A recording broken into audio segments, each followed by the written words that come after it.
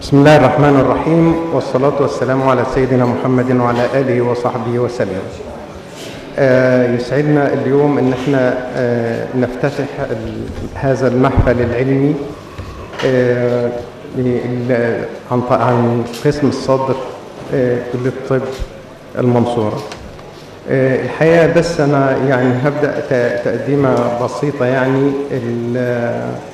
عايز أشكر شكر خاص الأستاذ الدكتور محمد سلطان.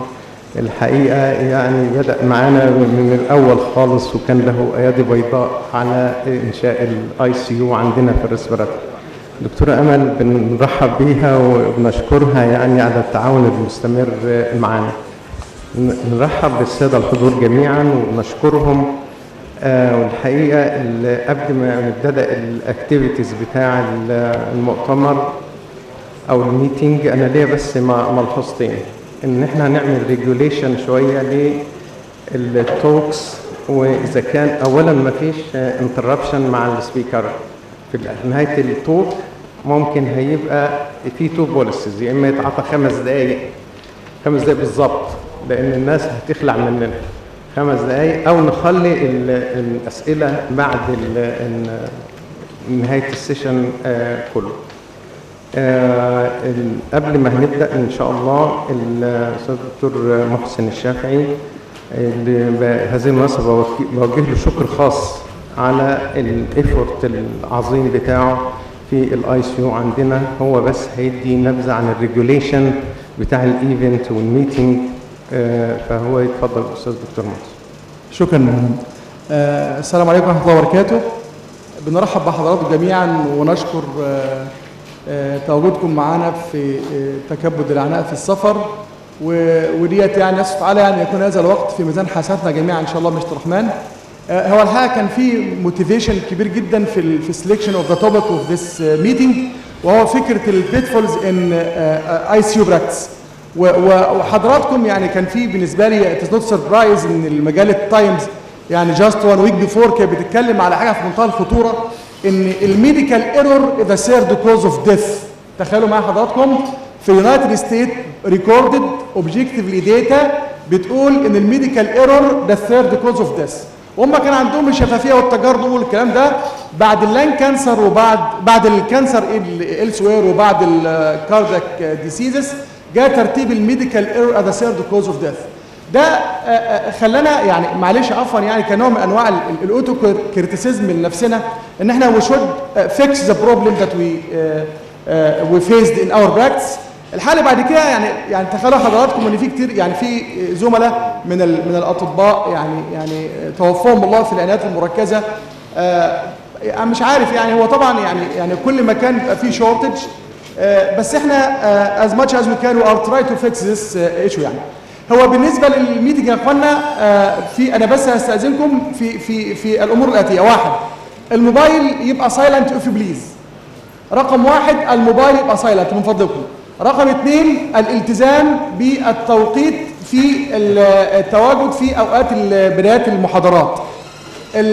رقم 3 الشهاده اللي حضراتكم هتاخدوها دي شهاده اكريديتد من الامريكان كولج اوف تشيست فيزيشن، وبيشرفنا في هذا الصدد الاستاذ الدكتور عبد الباسط صالح الSCB جفرنر ايجيبشن جفرنر اوف SCB. اللي انا عاوز اقول عليه كمان ان حضرتك مش هتاخد الشهاده الا اذا توافر امران. اولهما انك انت في ورقه هتوزع على حضرتك اسمها ايفالويشن بتاع الدوره، وانا هوزعها على حضراتكم دلوقتي، بحيث ان بعد كل محاضره حضرتك هتكتب الدوره ديت المحاضره دي اخبارها ايه على حسب السكور اللي هتاخده. وبعد كده في نهايه الدوره في عندنا هتقيم القصه كلها على بعضها. To what extent does this meeting add to your knowledge?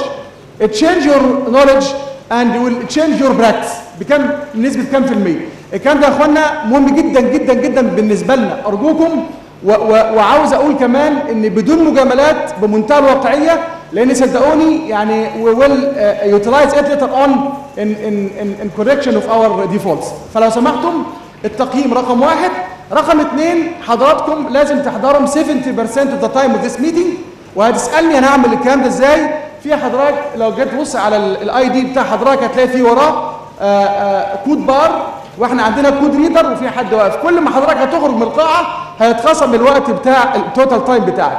if you cannot achieve 70% of the time of this meeting يعني forgive me وسامحوني I can't give you your certificate يعني ده الله يكرمكم يعني. الحاجه اللي بعد كده انا عاوز اقول لحضراتكم ان احنا في اسم الامراض الصدريه in the coming months ان احنا عندنا many activities في الانترفنشنال برونكولوجي، في الستيتس اوردر بريثنج، وفي الالرجي immunology، وتشوفوها حضراتكم تباعا في الفواصل ما بين المحاضرات. انا بشكر اساتذتني المودريتورز شير بيرسونز، وبشكر الزملاء الحضور، واتمنى لحضراتكم التوفيق وسط على ان يكون هذا الوقت مثمر لنا ان شاء الله بمشيئة الرحمن. شكرا جدا. شكرا دكتور محسن. احنا هنبدا ان شاء الله المحاضره الاولى. الاستاذ الدكتور وحيد شومان هيديها لنا بعنوان بيت فولز ان فنتليتور سيتنج.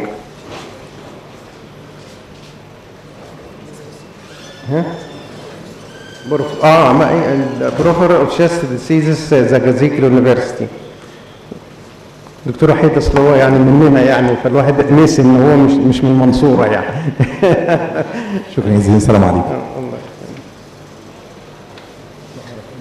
حابب نشكر اسم المنصوره اللي دايما احنا داعينا، ودايما بصراحه العمليه العلميه هنا اكثر من ممتازه، متقدمه جدا، الوجبات العلميه ممتازه جدا، المقابله اكثر من ممتازه.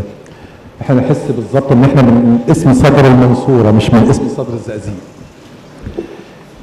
التوبيك ان شاء الله النهارده انا العناوين اكثر من ممتازه، واتمنى ان شاء الله ان انا اضيف لو شيء بسيط في الورك شوب توداي. المحاضره بتاعتي ان شاء الله هتبقى على البيت فولز ان سيتنجز اوف ميكانيكال فنتيليشن. In settings of mechanical ventilation, we have inherent pitfalls in every mood we have. Mechanical ventilation itself has a pitfalls. The mood we choose has a pitfalls. The settings we choose has a pitfall. And the follow-up of our settings and the care of alarms is filled with pitfalls. The travel across ventilator is so dangerous for the patient as someone connected to a closed system and closed tube. Any fault of the physician or the machine most of time lead to the death of the patient. It is a life-saving ventilator. When some patient is put on mechanical ventilation, it doesn't mean that he's going to die.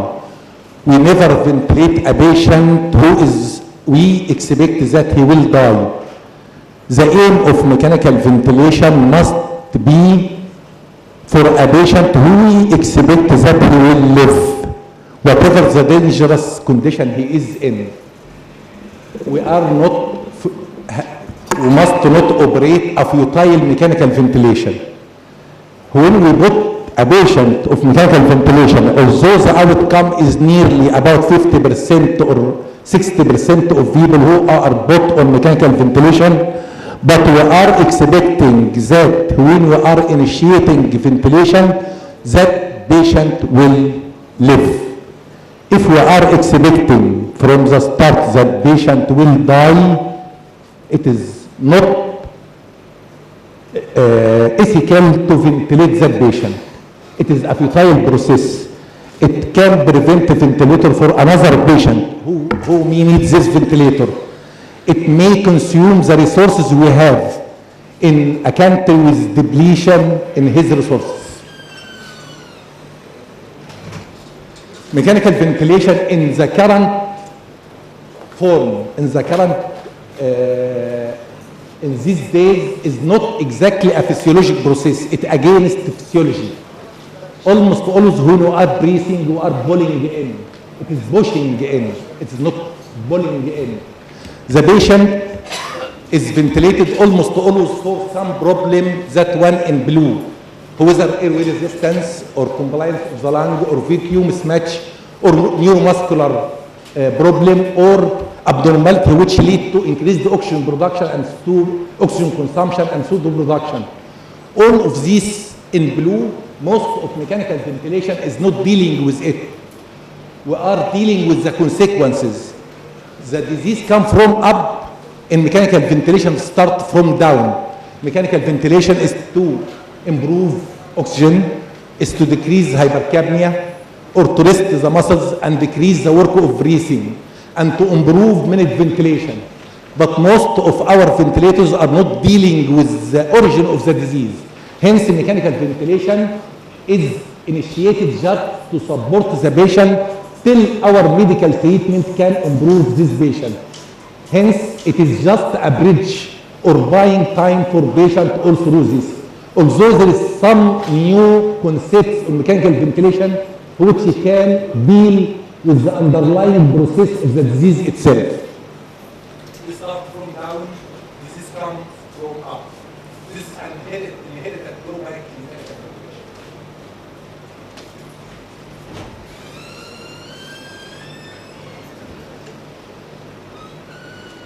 For instance, mechanical ventilation, when I am going to ventilate a patient.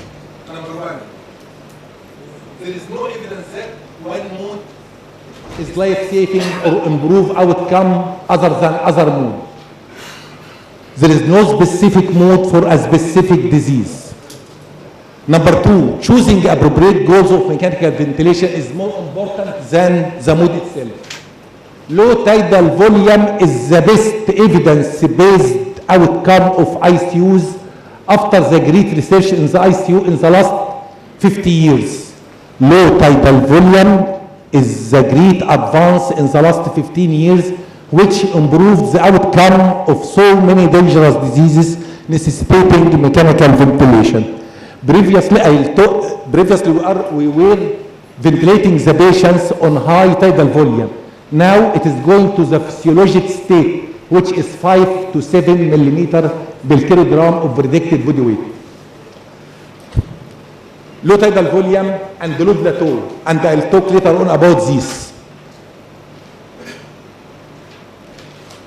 When I am ventilating a patient, I must know how this patient works.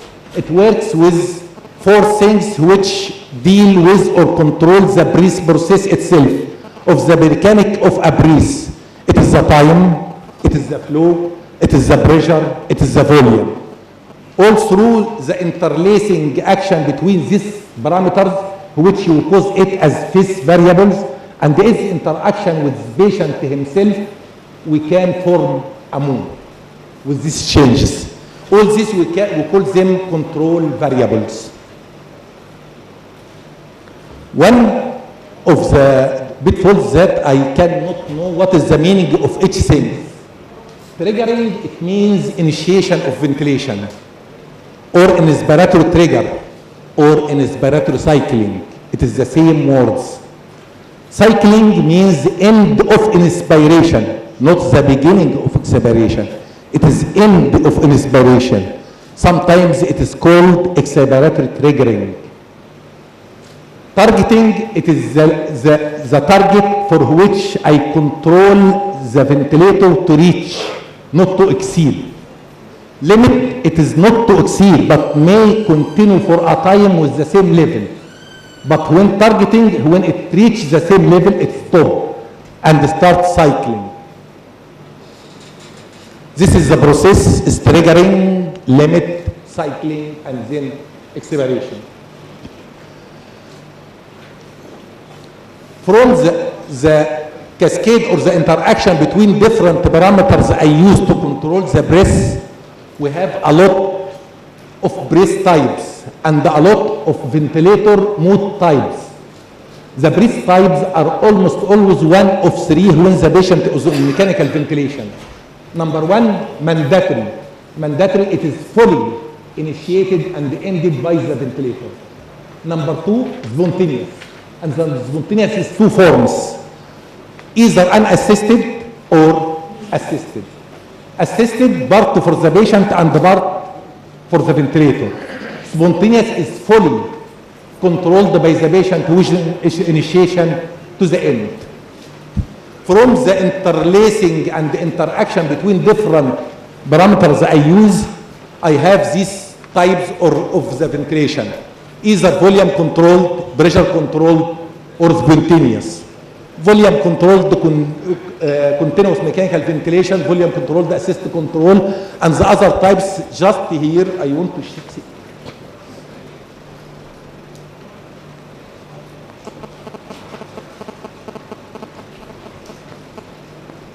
In spontaneous breath here, it is almost the pressure. Spontaneous breath سباب, spontaneous breath سباب, spontaneous breath proportional pressure support or proportional assisted ventilation, or spontaneous سباب. No volume, because if I control the volume, it is not spontaneous breath. That is it. Spontaneous or for the patient mandatory. No down which denotes the triggering of the patient, or assisted, spontaneous assisted, the start of patient and continuous by the ventilator. In some ventilators, this notch is not there. It may be in some ventilators just a change of color of the line. For the soup of the names of ventilators, we have a lot of names. This is very dangerous. Every ventilator have a name for the same mode, which have another name on another manufacturer. This is names for about the most famous manufacturers of ventilators. This is for Broughton Bennett, 12 names in one ventilators for modes. They are in different names in Dragar. They are in different names in Hamilton. They are in different names in Mackay Servo. 47 types of modes. It is a tool. Most of them means what the other mean. Most of them work as the other work. Don't go into the dilemma of names. Concentrate what you want for the patient. You are ventilating the patient with the best ventilator and the best mood you have, and you are ventilating the patient with the best setting he wants. Ventilators are built in with essentials. 4 or 5 essential modes are present in most ventilators.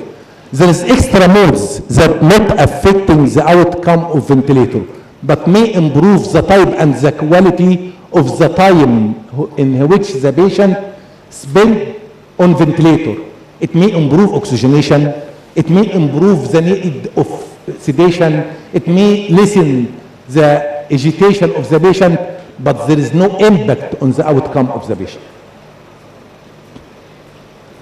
A competent physician or a competent team in the ICU can ventilate most of patients with one mode in which he is expert. Triggering, we have, as we said, not to have a case around the names. When we are triggering a patient, the trigger is working with either pressure or flow, or in some new ventilators, neural assist, ventilator assist, or with time. Pressure is working, but the sensor is there in the ventilator. Then the patient, when he is need to open the valves, it lasts a longer time. Then it may add more work of breathing of the patient. But in the flow by or the flow parameters, there is a base flow or bias flow which pass in front of the tube itself. When there is a change in the flow, when the patient start inspiration, at the airway opening, the ventilation start. This lessen and decrease the work of breathing, for which I initiate mechanical ventilation to decrease it. Neuronal assist is just through a nasogastric tube put in the esophagus, which can feel the excitation of the phrenic nerve, which when initiated, it starts inspiration. This decreases the time from initiation of ventilation of the patient and the initiation of ventilation of ventilator, and decrease the asynchrony or the synchrony between the patient and the ventilator. As we know, this the impulse start from the CNS, the ideal technology which can detect it from the brain. But now we are not there, but we can feel it with the neurocognition now through diaphragmatic excitation. But most current strategies are just feeling the patient effort at airway opening or just at the ventilator valves. During triggerings, don't increase the sensitivity. For say if you choose pressure and you say patient is tachypneic, you can say let us make the pressure triggering 5 to decrease the number of respiratory rate. This is wrong. You are increasing the work of breathing of patient. You are suffocating the patient. You are now losing one of the objectives of mechanical ventilation. But at the same time, don't make it so low. Because if you have a flow triggering or pressure triggering and make it for say half centimeter, any movement of the patient, any leak in the tube, any heartbeat may affect it and may cause auto triggering of the ventilator and increase the rate, which is the patient not in need for it. Don't set it too high, don't set it too low. It is good compromise in pressure to be about 1 to 2 centimeter. For the flow, it is to be 1 to 3 liter per minute. Cycling is how we end expiration. In pressure, mostly it is cycled by a percentage of the peak flow, which is around 25%. But what if the patient have some leak and they cannot reach the 25% of the original one because of the leakage? Most of ventilators have a backup of time cycling, which ends the inspiration after about 3 to 5 centimeters. Then, if we have some leak, we'll detect it later on by alarm. The ventilator will turn into expiration after a time, which is preset before. This is the most common differences between the most common two modes or two common strategies of ventilation in patients on ventilator, either volume cycled or pressure cycled. It's so simple. Pressure cycled or pressure targeted, the independent factor or parameter or control is the pressure. I control the pressure, but I leave the amount of minute ventilation and the tidal volume to the resistance and the compliance of the respiratory system of the patient. What about volume targeting? We control the volume and leave the pressure to the interaction of this volume and its flow of application to the resistance and the compliance of the patient. Then we have no full control of the all parameters of ventilation. This is a problem. That is why there is a dual modes or hybrid modes which interfere with this, but it is outside the topic because it will last a long time. For this ventilation, I want to tell something. In pressure controlled and volume controlled, we have a permanent control of the pressure, fixed pressure, and the volume, fixed volume. But they studied it in the normal breathing person.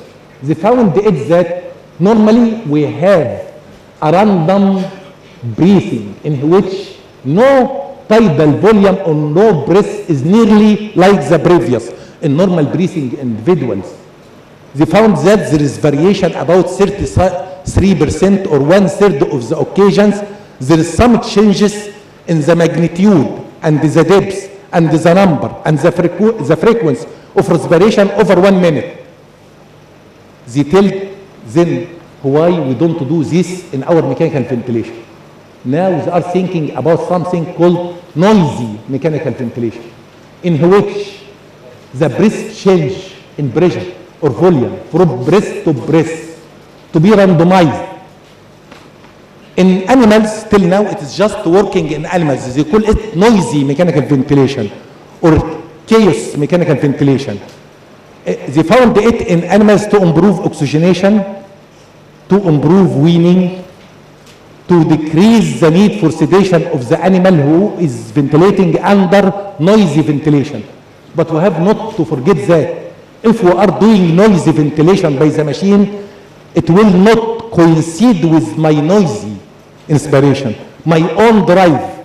It is not the machine drive, it is my own drive. This is the difference between volume targeted. Then when I am going to ventilate a patient, don't forget before any mechanical ventilation and at the end of any mechanical ventilation to calibrate the machine. Every time there is a self-test in the machine. After some patient is discontinuing the ventilator, while I am just disinfecting the tubing and these things, we have to calibrate. And when I am anticipating that I will ventilate a patient again, I have to calibrate it again. It is a self-test in every machine. Number two, I have to choose the mode I am going to. All this before I am intubating the patient. Then I'll set the variables I'll see later on, and then set alarms. It's so important to set the alarms and then start ventilation. It must be in this sequence exactly. When I am going to, whatever the mode, I am going to play on the knobs, play on the buttons, just to do with this. If I2 is a must in all mechanical ventilation. Volume in volume targeted, rate in every controlled mandatory ventilation, pressure in pressure targeted, beep when I am need it in a ventilation, IE ratio in volume targeted, and the flow rate in volume target. Then I am going to initiate oxygen. Don't start with low oxygen. Start with 100% oxygen at the initiation of mechanical ventilation. Then within minutes, decrease as the patient need and just deal with oxygen as any drug you are titrating its dose. Just decrease to the need to achieve what? Previously, to have oxygen saturation 90%, 95% and more. Now, they found that some permissive hypoxia is permitted and improve outcome, survival and weaning of patients with different diseases on mechanical ventilation. Then the compromise and the good achievement in partial arterial oxygen tension to be between 22% of saturation to 92% in all disease processes. Because if you need more oxygen, you will increase the need in parameters of the ventilator and increase barotrauma, volutrauma, infection, and biotrauma. Our target in BO2 is 88% in saturation to 92. And when you are going to change your FiO2, you can use this formula.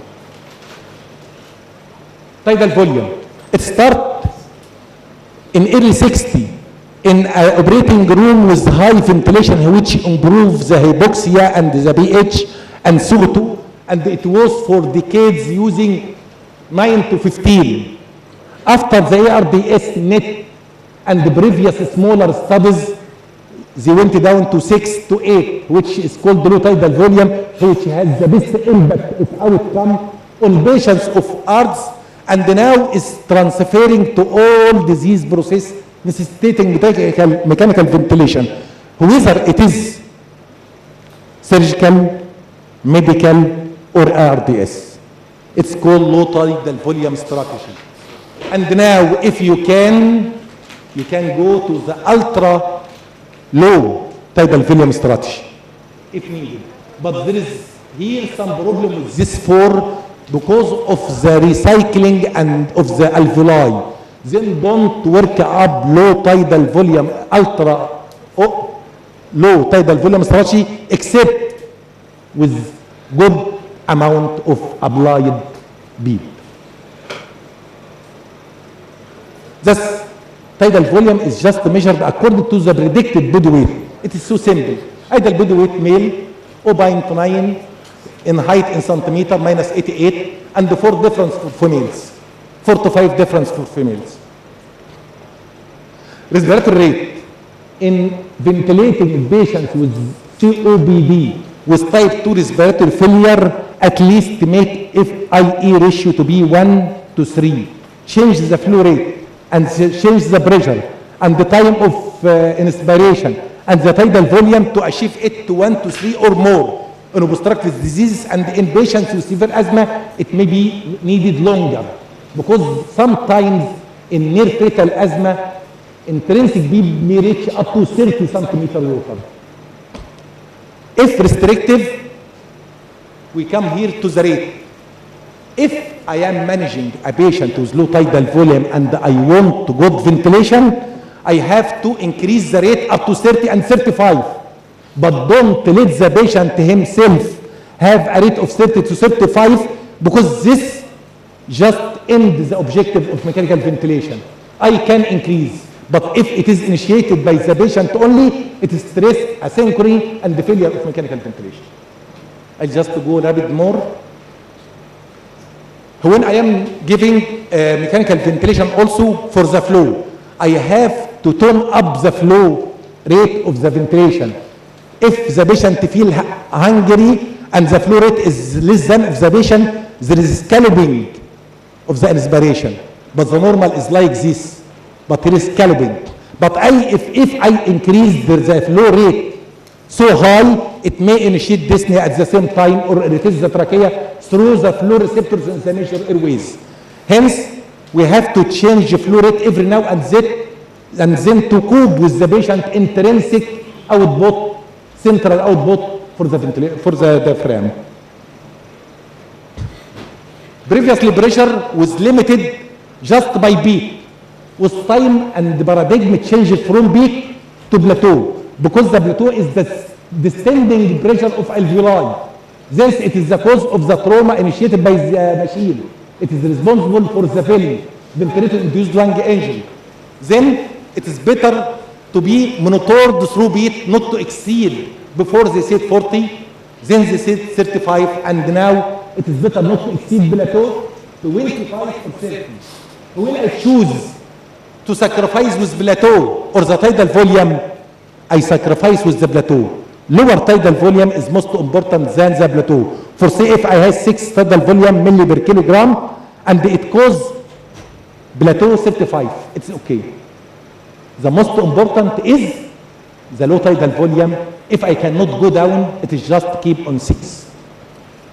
The summation of plateau and pressure support must not exceed, pressure support and the beep must not exceed the predicted value for the plateau, which is 30. Beep, not a ventilatory mode. It is just to keep continuous positive pressure all through the respiratory cycle or duty time, or duty cycle, inspiration and expiration. It is a misnomer. Beep is continuous positive air pressure. They are the same in spontaneous breathing patient, in mechanical ventilated patients. It is not a moon. We are not ventilating or putting a tube into a patient just to give him beep. If we just need a beep, there is a CPAP through non-invasive ventilation. In others, mega versus futile versus zero. Zero beep in ARDS is a crime. Lower than 5 is a futile. From 8 to 15, it is the expected number or the expected number we want in patients with ARDS. More than 15, more hazardous, and the effect on oxygenation is lost in the biotrauma and VENI, and the outcome may be worsened with higher values. This is the machine settings which we do. When I am going to set volume control, FI2, tidal volume, inspiratory time, respiratory rate, if we beep and flow, or pressure support if we need. If we have a pressure control with the slope and the beep and the rate and inspiratory time and the pressure we want and FI2. This is the knobs which I deal with. Ventilator alarms, low exhale demand ventilation for the leak or something. High peak air pressure, and don't forget, high peak air pressure abort the ventilation. Set it within 5 to 15 of the measured peak, higher, and the low is 5 to 15 lower. Don't forget, high peak airway pressure alarm, abort ventilation. Then if it is set too low, or I cannot manage it, or for secretions or kinking or bite the tube, the patient may suffocate and go into low minute ventilation. Power failure alarm. The first thing when there is power failure, disconnect. I saw patient dying because of the delay of this. The first thing when there is power failure, the first thing, disconnect, then back the patient. If you kept it, he will die within 5 minutes or less. Apnea alarm, it's set by 15 to 20. This is the most important one, and this is the second most important one. Low FiO2 alarm, when they are changing down, you may say you are putting 80%, you find it 21%. Just change the parameters to just compensate for this, or back the patient. Remember, never forget an alarm. Never mute it in a regular base. Find out what alarm and why. Check the patient and then silence the alarm. For time, don't forget high peak pressure can kill the patient. Apnea alarm. This is how I deal with ventilator asynchrony. Sedation must be, any patient put in mechanical ventilation must be sedated. No, analgesic, then sedated. Analgesia first. The process of mechanical ventilation is widely non-physiologic, in my opinion. Although of all advance in this field, the route is still different. I think, in my opinion, some route like ECMO and extracorporeal membrane oxygenation is a new way that improves or changes the pathway of mechanical ventilation. Most of people think the ventilator is like that. We are not ventilating a patient for that. We are ventilating a patient to live. Thank you.